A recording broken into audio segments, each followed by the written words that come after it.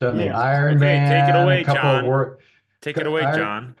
Ironman, a couple world championships. If St. you George is a wonderful venue located just an hour out, okay, outside of okay, Las Vegas. you're the new tourism chairman of St. George. All right, can you see this? Craig, you see that? All right. All right, so let's blow it up. Obviously, it's this Saturday, last um edition of this one, so let's make it count. Remember, if you guys have questions, just unmute. I can't see the chat, so just unmute and ask the questions as we're going through it. I'm gonna kind of skip all the beginning stuff, like the lead up, the bags, and all that kind of stuff. If you have questions there, you can ask, but just know you can wear your clothes to the lake. You'll have your morning clothes bag. You can shove it in the morning clothes bag, and they'll take it back to the finish for you, so you don't have to go back out to the lake, or you don't have to go out there in your wetsuit and flip flops. You can dress normal. But other than that, we'll just talk about race day logistics and a little fueling. If you have questions, ask as we go. If you're watching on YouTube, I'm going to post this live or post this for everybody so you guys can ask the questions in the comments and we'll get back to you on that. Craig, you're expected to do this. Make sure you add Tower 26 as your club in your Ironman profile. You're now officially part of our team. So, just kidding. If you have another team, it's not a big deal. We're glad you're here. But if you don't and you want to be part of our Tower 26 community, join our Tower 26 club in your Ironman profile. So go to your profile on Ironman, add Tower 26, and you'll be part of the world champion, Division 3 world champions from last year. So that's pretty cool. All right, just some things as a reminder, what you guys might need to bring with you. You might need the pack. You obviously need what you're going to wear for the race. You need a couple sets of goggles. I've been there when it's foggy. I've been there when it's sunny. So it's best to be prepared with a tinted set in case you get a sunny day because you swim right out into the sun. Uh, or if it's a foggy day or you got some cloud cover, you might want a clearer set of goggles. So you'd be best prepared with two sets. Obviously, you need a wetsuit. The temperature's in the low 60s. Is that right? Mulcahy, what's the temperature right now in the water? 63 degrees. So it's not that bad. Um, and then some Vaseline to put on any hot spots on the wetsuit that might be rubbing. People use Glide. I like to use Vaseline. It's a little more viscous. So put it around your neck, put it on your nipples, put it under your arms, anywhere that might chafe with the wetsuit. For the bike, check your tubeless tires. If you have tubeless tires and you haven't had the sealant replaced or refilled in some time, that's something probably you're going to want to do before race day. You need your bike, your helmet, your cycling shoes, socks, race belt. You don't have to wear your race belt on the bike. You only wear it on the run here, so that would be under run reminders. Um, there's a chance it could be cold in the morning, so make sure you have enough clothes with you so you're not freezing when you're out there at the lake because does get a little cooler out there when you get off the bus. So just be ready with some warmer clothes. Water bottles, obviously, all your nutrition, toolkit. Be ready to change the flat tire. They do have support on course, but you have a flat kit. You can at least get it going until someone comes to help you out. And something you might want to throw in your car if you're driving out is a pump, but they do have pumps all throughout transition. And just so you guys know, they align the outside of transition. The pumps are on the outside and they're usually tied to the fence so nobody walks away with them. But if you're looking for a pump, just walk to the gate that's surrounding transition. You should find one there. Run, you have seen your shoes, your visor, your hat, your race belt, and any nutrition you're going to take on the run.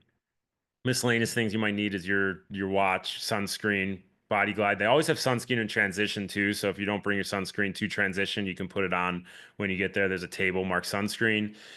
Any electrical tape, you might want to tape down anything that might be a little loose on your bike. And then, yeah, obviously change the clothes. Questions on gear? Anybody? Anything in particular? Leah, you good with that? All right. All right, so race day Saturday. So you got to wake up. You guys remember, you've been training for this. Don't push it to the last minute. Wake up a little early, get your fuel in, get your breakfast in 2.5 hours prior to the start. So if you are going to start at 7 a.m., 6, 5, 4:30, you're going to be eating breakfast. Eat stuff that's easily digested, oatmeal, jam with some peanut butter in there, maybe banana. Don't want to eat anything too fatty, too greasy. I know O'Driscoll's gonna say that you should be eating sausage. Don't eat sausage race morning. Don't eat a spicy taco, right? Eat things that are easily digested, right? That's what you said, Jimmy Dean? And I said the frozen Jimmy Dean breakfast sausage. The No, biscuits and gravy, the one you no. put in the Okay, he's gonna microwave. take you serious. He's gonna do that. Craig, I'm Um, joking, dude. I'm joking. No, we know that. Yeah, we know. We know. I hope we know. Everybody knows O'Driscoll. So start drinking your electrolytes, guys. Start now on those electrolytes. You're gonna get a warm day out there. You're at a higher elevation. It's dry. So start getting on those electrolytes. But race morning, as soon as you wake up, you can drink coffee or whatever, but have another bottle with electrolytes in it. Hopefully you have your pH 1500 ready to go. Don't overhydrate. I don't want you guys like chugging water, but everything you drink from here on out should have some type of salt or electrolytes in it. Race morning, you polish off that final loading of the sodium, and you sip on that bottle all the way through till you leave your gear at the morning close. So sip on that bottle the whole way through and top off those electrolytes. Only bring whatever you need to transition. Don't bring too much, but you guys know that all already. And just know the path you're going to take from the swim in to the bike out at T1.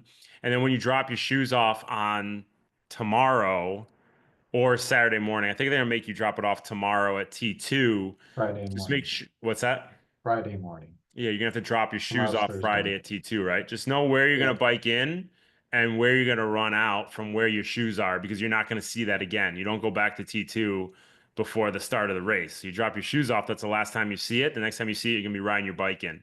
So just know the path you're going to take from the bike in. They're going to have the big banner set up to the run out and what path you're going to take to your rack. And then, once you get there in the morning, you get some air in your tires, you make sure your bike's ready to go. Get moving, guys. Get a little warm-up jog in, get your wetsuit on. I'm not sure, Mulcahy, do you know they're going to let you do a pre-race warm-up in the water? They do not. They do not, exactly. So you need to bring like a jug of water is what we do. And you have that cold water able to there's a gathering spot, and then you want to pour that over your head, down your wetsuit a little bit, just to kind of get rid of that chill. How big of a jug of water are you going to bring? 1 gallon. So a gallon. So you pour that all over you, and that kind of just takes the shock away, right? It's not like you're going to have to enter. Because as we're going to talk about, in water that's on the colder side, there's a chance you can hyperventilate. So we want to get a good warm-up in. You want to go for a little run. You want to get some calisthenics in, do some jumping jacks, some push-ups, some squats, get the blood moving. Do what Johnny's saying, pour a little water over your head, pour it down your suit. So that way, when you get into the water and you start swimming, it's not a total shock to your system. Because what could happen is if you just went out there without any type of warm-up, without any type of acclimation to the water, that's where we could find a little bit of hyperventilation, which it does happen, right? You start to lose your breath, your heart rate starts to go high, you feel like you're gonna die, but you're fine. It's just you're hyperventilating. So you just got to relax. But we try to head that off of the pass by getting a warm-up in, getting a little jog in, getting the blood moving, dumping some water or dunking yourself in the water if that were possible. If you do start to hyperventilate a little bit, once that gun goes off, it's fine. Just float it out for a minute. Let the wetsuit float you, and then easily get back into your stroke. Really straightforward swim course. Just out, right-hand turn, back. You're going to have, let's see, you're going to have, what is it, 10 buoys out that are yellow, 10 buoys back that are orange. So you can just swim one buoy at a time, right? Swim one to the next, to the next. Don't look all the way down the line of buoys and say, holy shit, that's a lot of buoys, right? How am I going to get from here to there? Just get in, build into your effort. You didn't have a really great warm-up, so don't think you're going to get in and just hammer from the start. Use the first 200-300 meters to build that effort to the race pace that you want to hold. So about 300 meters in, then you found it. You've used the first 300 to get moving, but be patient with it. One thing that we were talking about on Tuesday's ride is patience, guys. Be patient with the effort. It'll come to you eventually, but you don't have a chance to warm up, and you have to take that into account. So if I may add, Jim, Yes. So on the swim here, when you were swimming out and you make that right-hand turn, that is the first time you're gonna be swimming right into the sun, right? Yep. Because the sun's rising. It's rising up on that, and it's gonna shoot right into the eyes. So before you make that right-hand turn, you want to do a slight look to sight that buoy, like where you're going to be going, so you can not swim too far left, right? That's usually what happens is people come around and they start swimming too far left, and then you have to do an arc to kind of come in. Right, and A to B. That's a good point, because when you're swimming in that sun, you want to make that right-hand turn. You want to feel like you want to feel like you turn too much. You know that you're going to be on point to that next turn buoy is if you feel like you turned too much, right? But if you feel like you just did a obtuse turn, you're going to be heading out towards, I don't know, whatever's Japan or whatever's at the far end. No, this is a lake. You'll be heading out towards the far end of the lake, right? You got to make that right-hand turn and feel like you're making a full-on 180. That's the way you know that you're going to be heading in the correct direction. And then, yeah, same thing back. But there's going to be so many other swimmers out there that just make sure you're sighting. You make that turn, you're sighting, you see some splashing of the feet or majority of the splashing of the feet right ahead of you, you know you're going in the correct direction. But if we back up, when we talk about lining up for the swim start, be a little on the aggressive side. If you're like I say here, if you're expecting to go 37, 40 minutes, move up to the 30 to 35 group. I just find that so many athletes, all you guys can swim, so many athletes are way too aggressive with their times. And if you went with that 37-minute group, you're going to be swimming with 60-minute swimmers, right? So you're spending more time swimming over bobbing apples than you are actually getting into your swim stroke. So be a little on the aggressive side. Don't be intimidated, and it'll even out. It'll smooth out, but just don't feel rude budging your way up to that 30 to 35-minute group. At Ironman Arizona, I was moving my way up, and there was a guy standing there like right at the 1 hour 10-minute mark, and he's just total aggro at the beginning of the race. And I was just like, there's going to be jerks, right? Just expect that people are going to be rude when you're trying to make your way through to where you should be. You know, I got up to an hour, I swam an hour. That's right where I should have been. But just because that guy got there earlier than me, he thought he had the right of way to stand in my way. And I was just like, I was nice about it, but he was just trying to be a jerk. So there's going to be jerks. Expect that. Just go up to where you think you should be and where you're comfortable with on the aggressive side. So, like I say, ease into your effort and then just swim one buoy at a time. Don't count the buoys. Don't count down the buoys. Just swim. Okay, I'm going to swim to the next one. I'm going to swim to the next one. There's a turn buoy. I'll swim to that. So just one at a time. Before you know it, you'll be at the finish. Hey, Jimmy, go back to transition setup again.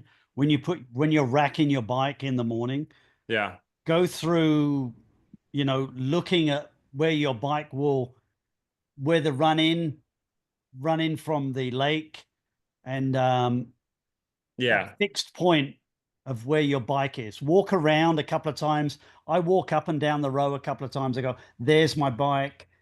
There's a porta potty. There's a row of whatever it is behind. I'm right next door to this guy right here. So just know where your bike is. It's happened to me once or twice. I've come out of the swim disorientated and going, shit, where's my bike again? So, when you're setting up in the morning, know where your bike is. Yeah, and that's the thing. When you come out of the Back and water, forward.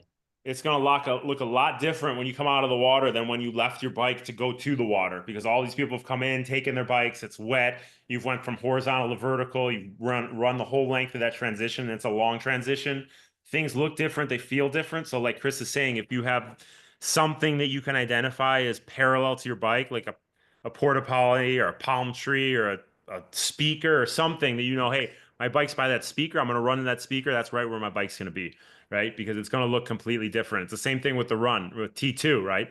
Find something that's close to your run stuff, because when you come in the morning and there's all these bags there and you're deficient because of the riding, you have to find that palm tree or whatever it is and say my run bag is right by that palm tree or that outhouse, whatever it may be. So good point there, Chris. All right, before getting on to some swim notes, just relax, guys. Don't feel like you need the hammer off the start. Like I said, a nice, long, relaxed swim stroke. It's going to be a long day, guys. So if you overwork that swim, if you push too hard, if you spike that heart rate the whole way, you're going to feel that on the run. So I'd rather you err on the side of being a little cautious, of being a little conservative on the swim, being efficient, and not getting the heart rate up than getting the heart rate up, pinning it, and really depleting yourself of those nutrients and those electrolytes that you're going to need as the day goes on. It could be a little bit choppy out there. It's a lake, so if there's the slightest bit of wind, you want to bring the cadence up a little bit, right? So you can still have a nice relaxed swim stroke, but just bring the cadence up so you're getting a little more bite on the water a little more often. So just something to be aware of. If it does get a little choppy out there, bring the cadence up slightly, but still keep it relaxed and keep that effort in that 75, 80% range. Remember, when you get up from swimming 30, 40, 50 minutes from that horizontal to vertical position, and you have to go up a slight ramp, you'll be a little wobbly. Like use the volunteers that are there hoisting you out of the water to help, right? Grab their hand, grab their arm, let them help you stand up, and then get moving, right? Just keep the legs moving. You can get into a jog eventually. If you're comfortable, you can start pulling your wetsuit down, but don't think you need to sprint right out of the water like you see the ITU guys do and the pros do. Like you're going to be wobbly. Take your time to get your wits about you. And then once you start to settle in, heart rate starts to level out, the blood pressure starts to even out, then you could start moving a little quicker. But just be expecting that wobbly feeling as you stand up. But if you Okay. are gonna slow, stay to the right. Say that, Stay yeah, yeah, that's the to thing. Like, the right. especially if like you're gonna walk and like you don't want anybody running you over or anything. So stay off to the right, so other people who might want to run by Go on the could left. pass you on the left. And if you're running and you want to pass people, use your voice. Don't just sit there behind, you know, whoever who's walking at a snail's pace and you want to get running. Remember, transition's part of the race too, right? And if you're trying to make the most of your performance, you want to get through transition quickly. Like I say, make it snappy but not hasty. If someone's sitting there like a snail walking on the left side through transition, it's a long transition. It could be 5 minutes of transition or it could be 15 minutes of transition really easily. So use your voice. You're not a jerk. You're out there racing too. Let them move over and just run right by them. As you run, when you start to feel good, start pulling that wetsuit down, find that stable marker we spoke about. It's a long transition. Just keep moving. Let the heart rate settle as you start moving. It will come down.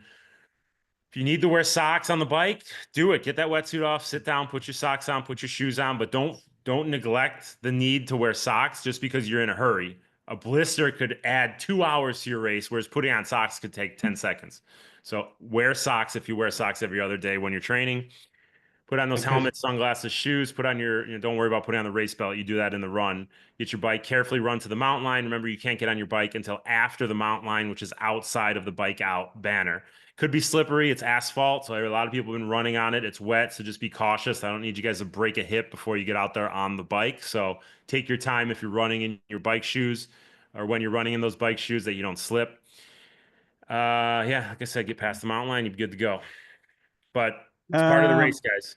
One So- thing, you want to be having a gel probably 5 or 10 minutes before you jump in the lake, and then Yeah, 50 minutes well, later, yeah, I say have a it gel when takes you're getting on takes the about bike. 20 minutes for a gel to get to the system. So I say 15 to 20 minutes prior to the start, shoot a gel down. And then you can go for a little jog, you can get the body moving, then you can line up. So then you have to worry about taking a gel when you're lying or when you're warming up. So take it before you go for a little jog and you get the body moving, and then get your little warm up in, dump the water on your head or dunk in the water. Open Yelp. Who that one? Who's that? Who's unmuted? I can't see. Is somebody unmuted there?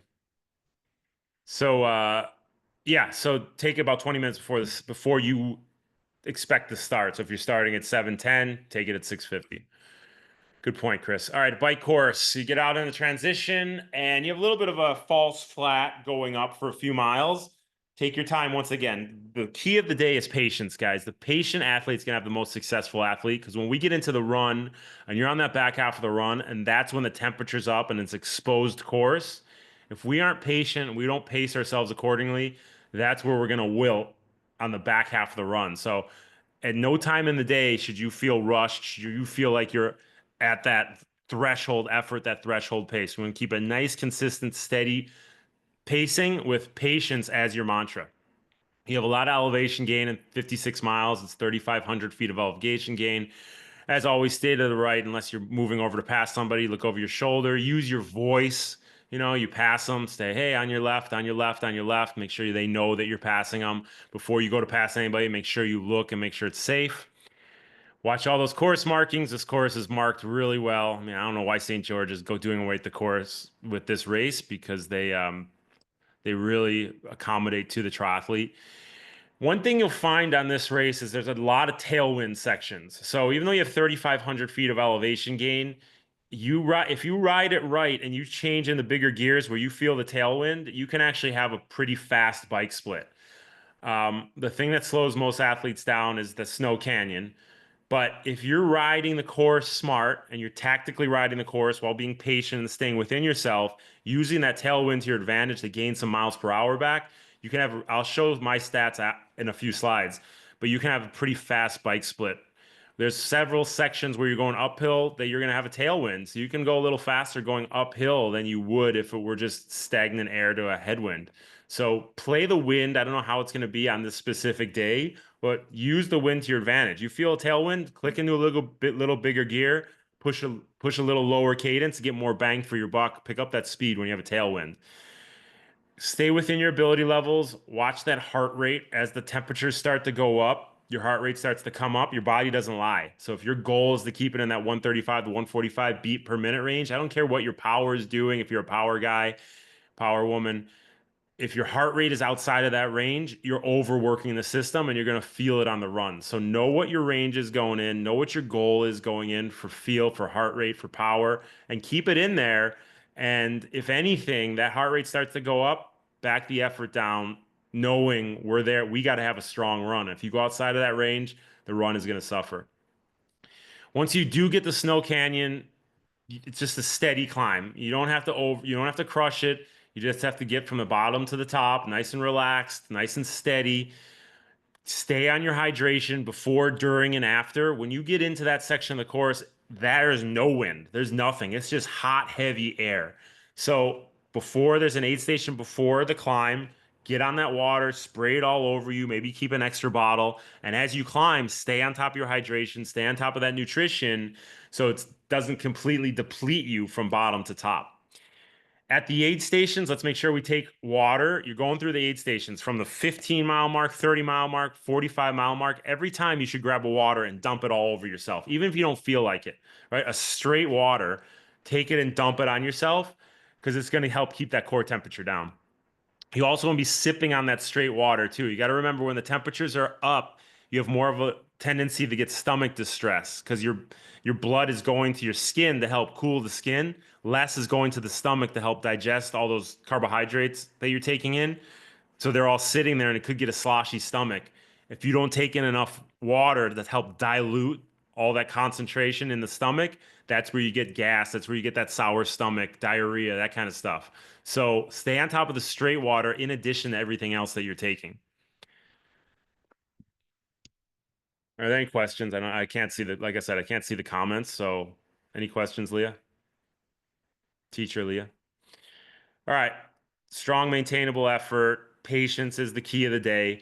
Steady on the pedals, up and down. Don't just use the tailwind to get your wits about you and, refresh for a minute. Keep the pressure on the pedals. We practice, guys. We practice session after session after session, and it's ingrained in you to stay on the pedals no matter what the terrain is doing. Obviously, we're staying within our ability levels and not crushing ourselves, but if you can keep the pressure, a nice steady effort, that's going to lead to the best bike split and the best run off the bike. So nice steady effort on steady pressure on the pedals, cadence somewhere in that 75 to 85 range. You're on that TT bike, get in that TT position as much as possible. If you hit a headwind, your first inclination is to sit up. Stay in the TT position. I don't care if you're going 10 miles an hour. Stay in the TT position because as soon as you start to sit up, you're going to be like a sail catching that wind and you're going to slow down even more. So you might be getting more watts sitting up, but you're going to slow down because you're catching more wind. Stay present and focus on the process. Halfway through this ride, you're in no man's land. It's really easy for that mind to wander. So bring it back to the process. Think about how you're pedaling, count pedal strokes, and that'll keep you present and focused. There's mile markers every 5 miles. So you can break it down 5 miles at a time. Just ride one chunk to the next. Never look 5 miles in. Shit, I still have 51 miles to go. Don't think of it like that. Think of it, I'm 5 miles in. I'm going to ride the next 5 miles. The whole way through, I'm going to stick to my nutrition protocol. Before I know it, I'm going to be at mile 56. Speaking of that, stay on those nutrition intervals. Know exactly what your intervals are. If you're going to take a gel every 20 minutes, take a gel every 20 minutes. Even if you're in the middle of Snow Canyon and you're due to take a gel, take that gel, right? We don't want to belabor the point, or we don't want to prolong it, because if you miss one and you go to 40 minutes, then everything else is thrown off. If that does happen, you forget, you take one of 40 minutes, get right back on that schedule, back to 20 to 25 minutes, and then you're sipping on your electrolytes or water every 5 to 10 minutes, preferably every 5 minutes. And then if you're out of liquid when you get to an aid station, you throw your bottle on the side and take a water bottle from the aid station. And you want to go with water on this race, guys. You go through those aid stations and you take a electrolyte drink. You don't know the concentration, right? They might be dumping extra electrolytes in there.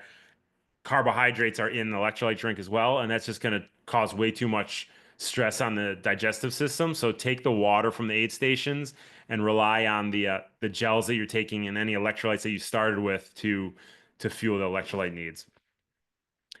Jim, may I Yes, comment go on for it, Snow bud. Canyon? Go for it. So Snow Canyon, it's gonna be around mile 40. It's that hike up at the end. So yeah, this is gonna be, beautiful canyon. You're gonna be, you're just gonna be looking at it, going, this is a beautiful place, but you're focused on that climb. It's gonna start off gradual, and then it kind of starts to pick up towards the end, and that's where the incline starts, right? So as you progress into Snow Canyon, that's when you want to, like what Jim said, be taking in your hydration, your nutrition, so that when you're climbing, you're ready to go, right? You're fueled up. Because once you do get to the top of Snow Canyon and you make a right and you're going to head back down on the highway, it's all downhill. So that's where you want to get in your bars, you want to be ready to go, and you're going to be going. It's a good, as you can see from the graph here, it's a good downhill. So Yeah, I don't have the exact end of it right there. Maybe I do. But You guys are in the way. you do but- show it. You show it there on the right there. You can see this climb up Snow Canyon, and then it's just this steady pace all the way back to town. Yeah. But while you're going down that hill, you're going to want to be spinning. You're want to be, all that lactate that you just built up on that climb, you're going to want to spin your legs and move that lactate through your legs. That's right. And it's going to be hard also to be drinking because you're going to be in your TT bars this whole way down. I've And it's done not it in the technical at all. rain. It's wide open, guys. Don't be It is, intimidated. correct. Oh, it's a descent. It's wide open. It's like a huge highway. You're going to be able to really get some good speed going. Correct. But that's why you're not going to necessarily want to be sipping your bottles at that point. So Yeah. as you're climbing, that's you're like, okay, I got to hydrate, nutrition, and then, downhill, and then you're ready for the run. Speaking of, all right, so here's the bike notes.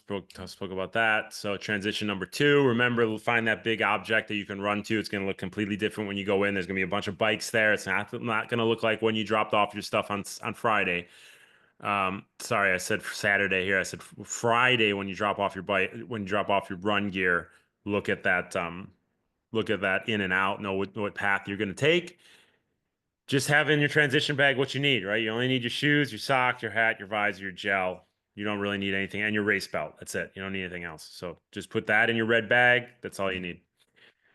Same thing, dismount the bike before that dismount line. Carefully get to your bike rack, rack that bike, sit down, rip your bag open, dump it out, put on your shoes, socks, grab all the rest of your stuff, and start running to run out. You can put on your race belt, your hat, your sunglasses, put the nutrition in your pocket while you're moving. You don't stand at your rack and do all this. And this is no matter what. Like, I don't care if you just want to finish or you want to be the top of the podium, or you want to PR. You want to get the most out of the performance. You don't want to look back and say, oh man, if I would have been 50 seconds faster in T2, I would have PR'd, or I would have been, whatever, 50th place or whatever it may be. You want to make the most of it, right? So move through transition and treat it as much of the race as you do swimming, biking, and running. All right, so you got a 6-mile descent going into T2. This is something we've been working on a lot on our bike workouts, is descending into an effort, right? When you get those run shoes on and you take it out, you're going to be going right uphill, but also you're going to have these heavy legs from all this descent. Your heart rate's down. Maybe you've cooled off a little bit. You had all this lactate. Your legs were heavy. Maybe there's some blood pooling. You're going to feel like garbage coming out of T2. You're going uphill, right? Patience is the key. Start driving your knees. Think about your focus. Think about your posture. Focus on the process. Don't worry about the pace. Give yourself a couple miles. Give yourself that first climb to ease into it, right? You get to that first climb, you push over the top, then you can let the legs roll coming down to the second loop. Then you can dial back into that patient. Hey, whoever's unmuted. A conversation with Egal. Hey, Leif. Leif. Oh, you gotta get honey? No. Hey, Leif. It's always really hot in here. Can somebody mute him? I had a conversation with Egal today. He wants me in, he wants me in Green Bay to do the deposition. So This guy, Craig. Do you believe this? Do you believe this guy, Leif? Chris, this is your guy, isn't it? Like, get him in order. Yeah, you're muted. Okay, so use the first climb. Patience, guys. Don't overcook it. It's a long, hot, tough run. And if you take it out of transition like a bat out of hell, you're gonna be feeling it on that second loop. So be patient, break it down in segments, up, down, right? 4 segments. Figure I'm gonna build each segment. So you go up, nice and patient, push over the top, pick it up a little bit. The next time up, you can push a little harder. But the next time you push over the top, that's where you really lay it on the line as you come back down, right? Controlled and steady as you move up that hill, uphill, quick turnover, lean into the climb, let the gravity take you on the downhills. Don't lean back, right, Mulcahy? You're going to think about that posture, lean into the hill, and keep that same posture as you run down the hill. Nice, good core engagement. You're just running 1 mile at a time. Don't think I'm in mile 1. I'm going to have to ride 12 more miles of this BS. Like, how am I going to do this? Just 1 to 2, 2 to 3. And then you break it up into segments from there. Don't worry about anyone else is doing on the race course. Someone might fly by you in the first 2 miles. All you have to think is, I'm racing my race. I'll see you at mile 12, right? And most likely you will, because it's going to be a depleting. You're going to be depleted. You're going to see a lot of athletes falling by the wayside throughout the day because of the heat. So be patient, build in segments. So that last segment, that last downhill, you can open it up. And I think when I did this course a couple years back, my last segment, I was running 4:45 per mile pace down the last downhill, right? And I didn't run that pace the whole way, but I saved it for that last downhill. Now I was just reeling people in left and right. Yeah, You do it mile right, 10 you and can a finish half, strong and mile 10 use and a half, it's all Hey, downhill. Mulcahy, you're muted. You're not muted. Yeah, I was just telling you, 10 and a half is all downhill. 10 and a half. Okay. Say with vigor. I thought you were talking to somebody on the phone. What were you saying? No, at mile 10 and a half, it's all downhill from. That's it. Just get to 10 and a half and then let it go. Let it go. But you got to be smart, because you're going to have temperatures 92 degrees. You're at elevation, right? You're higher elevation. Leah, what's the elevation out there? You're there right now. 2,500. So you're at a higher. It's not hot yet though, so that's good. Right, 2,500, drier air, and you're on asphalt, right? So you have the sun beating down on you. It's going to be a hot day, guys. You got to make sure we start electrolyte loading right now. You stay on it all the way through, and you really pace yourself on this run so you can make the most of that last. John, what did you say? 3 miles? Is that what you said? 10.2? Yeah, yes. That last 3 miles. You don't Yeah. pace it out correctly. You're not patient. And I'm not saying pull the chute. I'm not saying walk 10 miles and then run the last 3 miles, but keep it within yourself and just build segment to segment to segment. If you walk, you are only walking through the aid stations. Yeah, and that's fine. If you need That's get it. your nutrition, if you need the cool, a good Mhm. tip is to hold ice cubes in your hand. If you're getting super hot, that helps bring that core temperature down, so you can hold ice cubes in your hand. But don't just guzzle water if you're hot. You keep sipping on it, because you don't want that heavy sloshy stomach. I just put last time I did this race, I don't know, 5 years ago or whatever, pretty straightforward swim, right? That's the exact course right there. Just swam buoy to buoy, didn't try to do anything special. Water temperatures low 60s, I believe. But yeah, that's that. But if we go to the bike course, you can't see my heart rate here, but it was really evenly paced bike. So, John, what does that VI say on there? I can't see it. Chris, what's that VI say on the right-hand side? 1.12. So actually, you can't tell that right here. What's the IF? Your 78. IF was 0.75. So that's where you want to be, right? 75 to 85% threshold. And don't overcook it, right? So with the ups and downs, you keep the pressure on the pedals and use that tailwind to your advantage, push a little bigger gear, a little slower cadence, and get a little more bang for your buck speed-wise. But yeah, as you see, when I crested Snow Canyon and I came into that descent, that power really dropped off, and I kept the legs spinning. I didn't drop the power to 0, but I used that to spin the legs out and get a little active recovery while not letting the legs totally stiffen up going into T2. Questions on the bike course? Anything? Anyone? Anything? Craig, questions? No? You good?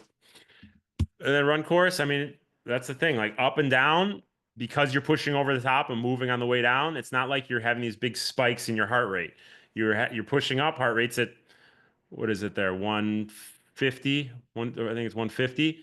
and then you push over the top. Heart rate stays right there. You don't let it come down just because you're going downhill. You keep the legs moving, but you always keep it within yourself too. You don't overcook. You keep it nice and steady, nice and relaxed, keeping it within your ability levels. All right, questions? Does anybody else want to go over anything? We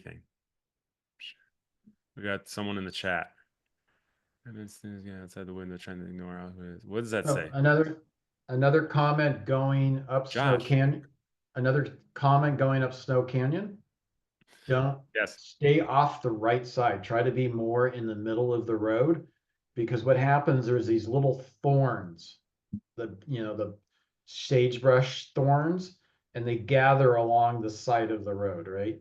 Yeah. And I once was going up that hill, moving over to get out of someone's way, and I went over to the side and went through a patch of them and got a flat at the top of the hill.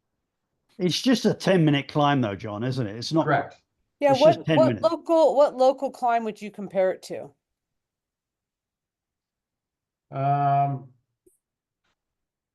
Even like, it's just, there's only like this small portion where it's only like 5%. The last couple of minutes are just a little six, steep. That's it. It's not It's like a roller, like on Yeah. PCH. it's Really? not crazy. Yeah, Yeah. it's not that Oh, bad. well, we've been Because doing 5 most of our miles- training like on stunt. Are we good? Oh, yeah, you'd have been going up stunt. Yeah, that stunt's a 30-minute climb, Yeah. I don't know. Feels like 30 forever. minutes. right? Okay. So, no. Arlene, Less Arlene's than- here. less Arlene, than what's on your stunt. mind? Come on. I just was laughing because it's like, okay, yeah, we're all suitably terrified now, guys. Why? Why Stories of terrified? Heat beating down and thorns everywhere. No, I'm just kidding. I'm just kidding. Hey, Emily, we want to I- prepare you, realistically Emily, prepare I you. have climbed Snow Canyon before, and like, it's actually not that hard of a climb. It's just that like you'll be tired, obviously, from all the previous climbing, but So Yeah. I'm gonna be out at Snow Canyon on Thursday. I'm going for maybe around 4 o'clock. And just do like a simple, really easy, just a ride to kind of check it out. Yeah. Tomorrow, you're talking about? Yeah. I don't think we'll be there yet. I'll send an email. I'll take everybody's email So, from this and then- call. Craig, can you put your email in the chat from this call, and I'll put it on email and I'll send it out so you guys all have each other's info. So John can send that info out, and anything else you guys want to talk about. And I'll be also meeting for a swim Friday morning. May not swim at Sand Hollow just because of the logistics. I don't know if they're gonna allow us. So there's another reservoir that we can swim at, and parking's free. So, That sounds if- great. do that. It's, a real easy swim. It's right off the highway. It's a good one. So again, like Friday morning, if you do go to Sand Hollow, you can do a warm up in the morning in the water there. They do have a beach over on the other side that you're allowed to go into. But it's really just to test the water out. But you're gonna wanna not rack your bike too late in the day because it will be getting warm. You wanna, definitely little air your tires, even if whatever you're running, because that heat is gonna push those tires to expansion. And you always fill them up in the morning, right? It's part of Exactly. getting Always your check bike- in the morning. But Yeah. I know Arlene said it's Yeah. a joke that we're scaring you, but I want you guys to be really cognizant of the conditions, right? When you get a dry, heated elevation like that, it's going to have its effect. And I want you guys to have a successful day out there. So you got to know what to expect, and you have to know, you have to foresee what could happen if you overcook it and you neglect to get the calories in, you neglect to hydrate, you neglect to stay on top of those electrolytes. You'll see those people falling by the wayside. We're anticipating it. We know what we have to do. We know the effort that we have to go out there and execute at, and it's going to allow us to have a great day. So yeah, I'm excited for you guys. You did the work. Let's go out there and execute. Be smart. O'Driscoll, anything? So I think we covered everything. I think it's good. It was another good call. wait, Yeah. can I clarify with John about this, Please. the comment about the and thank you everybody. It is actually really good info, and I am very appreciative. Yeah. It's just it was the thorns that set me off the head. I'm just No, kidding. I've done this race eight times. 100%. I've done it an Yeah. Ironman and three world championships, and No, obviously any So, experiences yeah. inside knowledge is so helpful. But that's why I was going to ask you about running the tire pressure. Like, did you say we should put more pressure in the tires, or no, no, You- the other opposite, right? Like what? right? You're gonna have, Yeah. it's the road conditions. Again, there's apps that tell you your pressure, but let's say if you are, for Like example, I'm doing 85 and 80, say usually. there you go. Yeah, you want to be on a little bit on that lower side, right? Especially if Okay. you're running tubeless. Yeah, Right? they are I'm tubeless. running 28s and I'm running 80 PSI. Okay, great. Yeah, mine are 25s, but it's tubeless, and I'm doing 85 and 80. Mhm. Yeah, which is Yeah. right for you. Let's say you're a little lighter Because than you Johnny. don't, you want your tire on the road, especially on these rough roads. They're not, perfectly smooth, but they are good roads. But you want a smooth ride, right? You're gonna love it coming out of Sand Hollow. You get into your bars and it's just like it's TT fun, right? Yep, that's a fun course. I'm telling you, it has a couple climbs out of transition, Snow Canyon, but it's a fun course, guys. Read it, ride it for what it is, and you'll have fun out there. So enjoy. Thank you, John. Thanks so much, John. Oh, you're welcome. I'll be out there for support. Pass along my cell phone. Anybody Because you'll has be any, done while the rest of us are still riding. if Um, I haven't, yeah. Hey. But I've been there so many times. I know where to eat. I know where to go. I know, that's something else we didn't talk about is you got to take a bus out to, in the morning, you got to take a bus out to the race. Unless you get dropped off, you can't park out there. So you got to get to the bus in downtown. You get on that bus and then you go out with everybody else out to Sand Hollow. That's truthfully, I've done both ways. I think the bus is the best way. It's just easy. You can be on the bus and you can close your eyes for a little while and just kind of zone out, and then you get off the bus. You don't have to worry about trying to get dropped off and where to go and getting there on Yeah. time. Use the So, buses. Use the buses. yeah. Pay attention to the athlete guide. Go to the briefing on Friday and get any last minute reminders. But execution wise, you guys are ready to rock. All right. All right. I'll send an email out tonight, putting all you guys together on one email. I'll make sure it's so you can see each other's email addresses. And, if you don't want to invite anybody to dinner, you can take them off that email list, right? Oh, come on. We're a big team. We include each other. All right. So, yeah, that's it. O'Driscoll, you good? Coach. We good? Emily, what do you got? Emily's about to say something. I was just saying thank you. Thank you. Thank you. Thank Thank you. you. Thank Good you. luck, Thank you. everyone. I'm gonna put Enjoy this it. recording up, so if any of you want to send it out to anybody, I will put it in Training Peaks, and you could send it out, put it out as public. So good work, guys. Let's go out there, represent, have fun doing it. We're the world champs. Come on, Good luck, represent like everyone. world Thanks. champs. Guys, really, really appreciate it. Bye. All right, bye, guys. Appreciate it.